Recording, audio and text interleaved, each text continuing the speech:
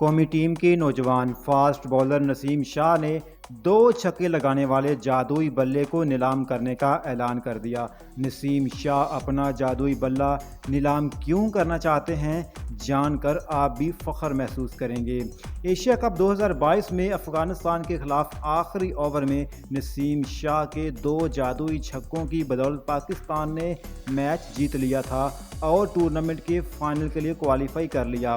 Match کے بعد commentator روی شاستری سے بات کرتے ہوئے نسیم شاہ کا کہنا تھا کہ حسنین سے بیٹ تبدیل کیا کیونکہ میرا بلہ ٹھیک نہیں لگ رہا تھا اور پھر اس سے مزیدار چھکے لگائے۔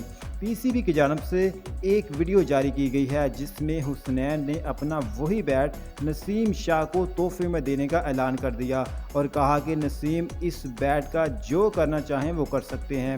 ویڈیو میں نسیم شاہ کا کہنا تھا کہ میں اس بیٹ کو نیلام کروں گا اور اس سے حاصل ہونے والی رقم کو پاکستان میں موجود سیلاب زدگان کے لیے عطیہ کر دوں گا۔